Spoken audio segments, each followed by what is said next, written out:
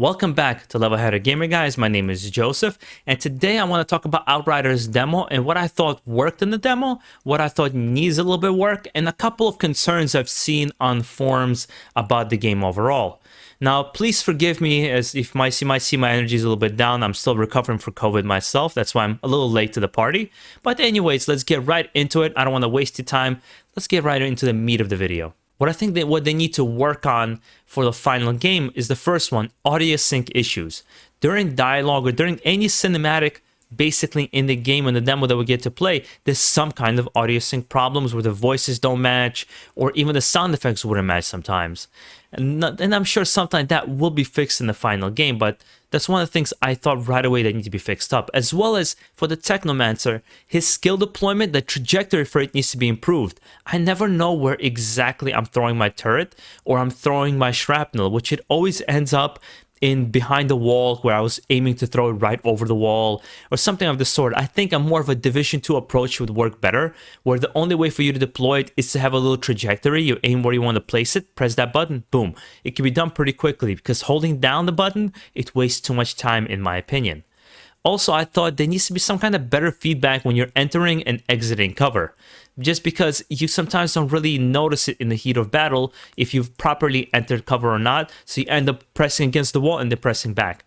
And the second one is there's two buttons to scale over obstacles, which I don't think is a big problem, but I don't think it's really necessary.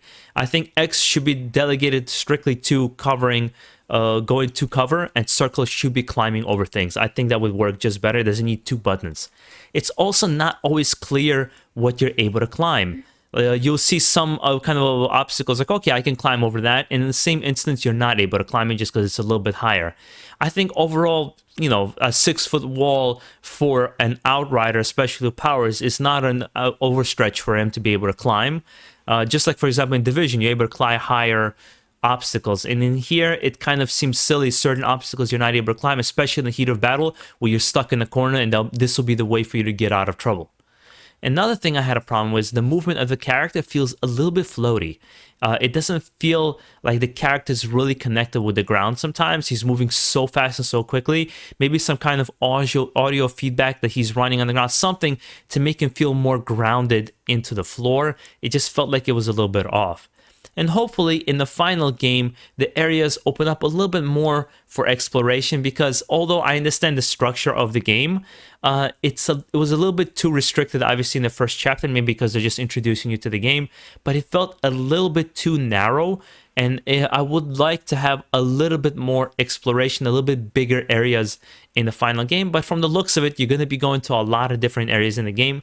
And this is literally just the first section in which you get through it within 3 hours. So that's nothing to judge the whole game on. Now let's talk about what works in the demo. I thought the story and lore are awesome, and the overall story presentation is actually done pretty well. Now, the story is not going to win any kinds of awards or the writing, but I think it does a quite decent job of setting up the lore and everything you get to explore and the reason why you're doing the fight for overall. And I think it's done pretty well, especially for a looter shooter in my opinion. Not to mention, I think the hub structure of the game gives it a more focus to its narrative missions, while giving also you some kind of side paths to go along and to do some side quests that's off the beaten path. That's very reminiscent of Borderlands: A Remnant. And I think shooting overall feels really good, and the powers feel fun, really fun to use.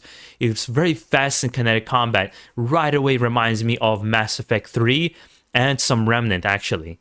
Not one thing, I think this is a very, like, everybody usually agrees with this on all the forums and everybody I've talked to, is that the gear itself feels very impactful, actually.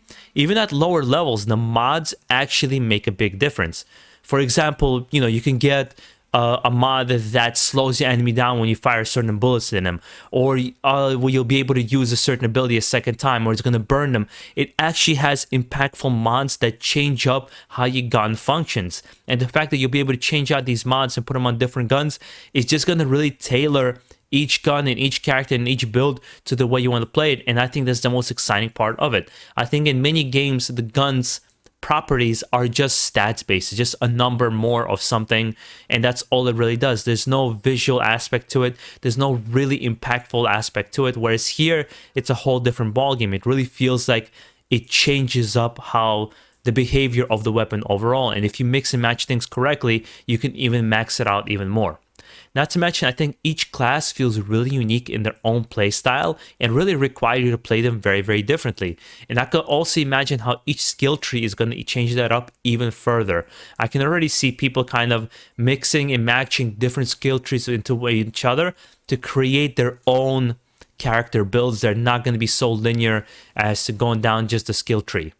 Also, in co-op, I've got to play it a couple of times. The challenge is significantly higher, and that is going to be so much more fun. There must have been 3 times more enemies on screen, and they were much harder to fight, which is awesome right away. Hopefully, the gear kind of scales up for that as well. But overall, I thought that was much more fun. We had to really cooperate together to get anything done. Some of the concerns I've also read throughout the forums was, number one, I saw a lot from people, is there's no jump button. Honestly, guys, I don't know why this game needs a jump button. Not all games need a jump button. Last of Us 1 didn't need a jump button. Division doesn't need a jump button. Something like Borderlands or Destiny, they require a jump button because from the onset of design of the game, the jump makes an impact because, first of all, you're going to be traversing environments where you have to jump in and do some kind of platforming, or it's somehow involved in the overall philosophy of the game. Where here, the jumping is not so much of an issue as it encourages movement. And this brings me to the second point I've seen people point out, is the cover system is trash. I agree that the cover system needs work, but it's not trash. And I would even go even further, it's almost not encouraged. I've seen a lot of people struggle playing this game like a regular shooter, and you have to realize you have to play this game aggressively. If you play this game the way it's meant to be played, rushing into combat or always engaging enemies, I almost never used cover system in this game unless it was to recover health for just a couple of seconds. Even with a Technomancer, I mostly was charging in all the time. It's just with each character, I would keep different distances. A lot of people also pointed out the camera shake. I didn't find the camera shake to be that distracting, and I understand why they're doing it. It kind of gives it this kinetic feel, like something is always moving, that it's not stationary, that something is always happening. And I didn't find it to be overly bad, but again, it's just in cinematics. And let's be honest, we're here for the gameplay and not so much the story. Although, like I said, the story does interest me. A lot of people pointed out, they want this to be an open world game. But guys, that's just an unrealistic expectation. From the beginning, they said they're not making an open world game. They make a hub-based game. If that's not for you, just move on to a different game. If you're going to be open-minded enough to try it, here you go, enjoy it. If it's, you like the game, you don't like the game, it's kind of simple. But demanding something from this game that's not going to happen, I think is just silly, in my opinion.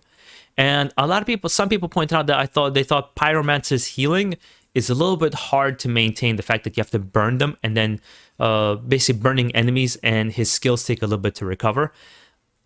To an extent, that's true. I didn't have much trouble doing that myself, just because I was balancing the 3 of them in such a way that I always had at least one in backup in case I needed to heal, along with actually using his melee attack, which is my lifesaver in a lot of the healing situations.